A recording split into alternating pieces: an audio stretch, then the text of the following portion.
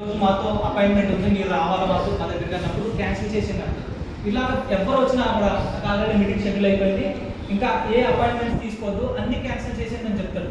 సడన్గా ఒక పనివాడు వచ్చి ఇంటి దగ్గర వాళ్ళ ఇంట్లో పనిచేసే ఒక పనివాడు వచ్చి, సార్ మీ కూతురికి యాక్సిడెంట్ అయిందంట, హాస్పిటల్లో ఉన్నది అని చెప్తారు. మీ కూతురికి యాక్సిడెంట్ అయిందంట, హాస్పిటల్లో ఉన్నదని చెప్తారు. అప్పుడు ఈ బిజినెస్ మ్యాన్ ఏం చేస్తాడంటే తన షెడ్యూల్ అంతా క్యాన్సిల్ చేసుకుని తన కూతురిని చూడడానికి హాస్పిటల్కి వెళ్ళిపోతాడు. ఎందుకు వెళ్ళిపోయాడంటే కూతురు చూడడానికి హాస్పిటల్కి, కూతురు అంటే ప్రేమిస్తున్నాడు, కూతుర్ని ప్రేమిస్తున్నాడు కాబట్టి అన్ని మీటింగ్స్ అన్ని పక్కన పెట్టుకుని, నెల రోజుల ముందు షెడ్యూల్ అయిన మీటింగ్స్ అన్ని పక్కన పెట్టుకుని కూతుర్ని చూడడానికి వెళ్ళిపోతాడు. ఎందుకంటే కూతుర్ని ప్రేమిస్తున్నాడు కాబట్టి. మనం యేసయ్యని ప్రేమిస్తే మనం స్టాపులు చెప్పాం. దేవునికంటూ ఒక ప్రత్యేకమైన సమయాన్ని ఇస్తాం. సమయం సరిపోదంటే మనం సెట్ చేసుకోవాలి సమయం. ఫుడ్ తినడం మానేస్తే మనం నిద్రపోవడం మానేస్తామా? ఎందుకు మనం ఫుడ్ తినడం మానేస్తే చచ్చిపోతాం, నిద్రపోవడం మానేస్తే చచ్చిపోతాం.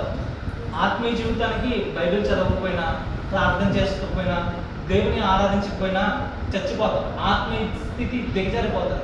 కాబట్టి మన జీవితాల్లో దేవుని ఎప్పుడైతే ప్రేమిస్తామో, దేవునికి మనం టైం స్పెండ్, ఎప్పుడైతే దేవుని ప్రేమిస్తామో దేవునికి సమయాన్ని ఇస్తాం, దేవునితో టైం స్పెండ్ చేస్తాం. ఈరోజు మనం చాలా అదృష్టవంతులు, నిజమైన రక్షకుని మనం కలిగి ఉన్నాం. ఈ లోకంలో చాలా మందికి దేవుని సువార్త అందలేదు. ఈ లోకంలో నిజ రక్షకుని తెలియని వాళ్ళు చాలా మంది ఉన్నారు. మనం చాలా అదృష్టవంతులం, దేవుని తెలియని వాళ్ళు. దేవుని ప్రేమించిన మనం దేవుని ప్రేమించాలి, దేవుని ప్రేమను ఇతరులకు చూపించాలి. దేవుడు ప్రతి ఒక్కరికి అవకాశాన్ని ఇస్తారు. ఒకవేళ మీరు వెనక జారిపోయినా, బ్యాక్ స్లైడ్ అయిపోయినా, పేతురులాగా వెనక్కి జీవితానికి వెళ్ళిపోయినా దేవుడు అవకాశాన్ని ఇస్తాడు రిస్టోర్ చేసుకోవడానికి. మన జీవితాన్ని రిస్టోర్ చేసుకోవడానికి దేవుడు ఖచ్చితంగా అవకాశం ఇస్తాడు. అవకాశాన్ని ఇచ్చినప్పుడు వినియోగించుకుంటే దేవుడు అద్భుతంగా మార్చాడు. పేతురుకు ఒక అవకాశాన్ని ఇచ్చాడు. పేతురుని బండలాగా దేవుడు దయచేయలేదు. ఒక స్థిరమైన వ్యక్తిలాగా పేతురుని దేవుడు మార్చాడు. పేతురు ద్వారా గొప్ప సువార్తను, ప్రపంచానికి గొప్ప సువార్త అందులో పేతురు ఒక బలమైన స్తంభంగా నిలబడ్డాడు. అటువంటి బలమైన స్తంభంగా పేతురుని తన స్వార్థ ప్రకటించుకోవడానికి ఉపయోగించుకున్నాడు దేవుడు మనల్ని కూడా ఉపయోగించుకుంటాడు. దేవుని ఎప్పుడైతే ప్రేమిస్తామో, దేవుని ప్రేమను ఇతరులకు మనం ఎప్పుడైతే చూపిస్తామో, దేవుడు మనల్ని ఖచ్చితంగా దీవిస్తాడు, ఆశ్రయిస్తాడు. కష్టాలు వస్తాయి, సమస్యలు వస్తాయి, కానీ అన్నింటిలో విజయాన్ని దేవుడు మనకి దయచేస్తాడు. మనం లాస్ట్గా ఒక వచనాన్ని చూసి మనం ముగించుకున్నాం. రోమీయులకు రాసిన పత్రిక 8వ అధ్యాయం 28వ వచనం. 8వ అధ్యాయం 28వ వచనం.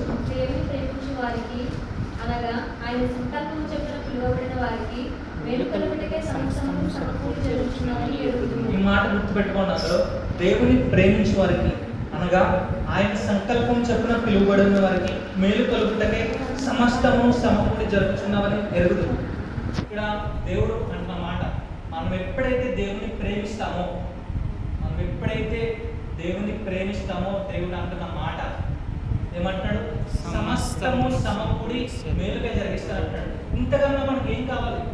దేవుని ప్రేమిస్తే మొత్తం అంతా సమకూడి జరిగిస్తానన్నాడు. సర్వ సృష్టిని సృష్టించిన సృష్టికర్త. అటువంటి దేవుడు మనకు ఉన్నాడు. దేవుడు మనం ఎప్పుడైతే ప్రేమిస్తామో, దేవుడు మన జీవితంలో అన్ని, మనకి ఏది అవసరమో దేవునికి తెలుసు. మన గురించి మనం ఆలోచించుకునే చాలా తక్కువ. మన గురించి దేవుడు చాలా ఎక్కువ ఆలోచిస్తాడు. మన గురించి దేవుడు సమస్తము సమకూడి జరిగిస్తాడు. దేవుని ఎప్పుడైతే మనం ప్రేమిస్తామో, దేవుని ప్రేమను మనం అర్థం చేసుకున్నాం. దేవుని ప్రేమ నుంచి మనల్ని ఏది కూడా, పౌలు అన్నట్టు, ఏది కూడా విడదీయలేదు దేవుని ప్రేమ నుంచి. అంటే అదేవిధంగా దేవుణ్ణి మనం ప్రేమించాలి, దేవుని ప్రేమని అందరికీ చూపించాలి. అట్టి విధంగా జీవించడానికి దేవుడు మనకి కృప చూపి దేవుడు నడిపించుగాక.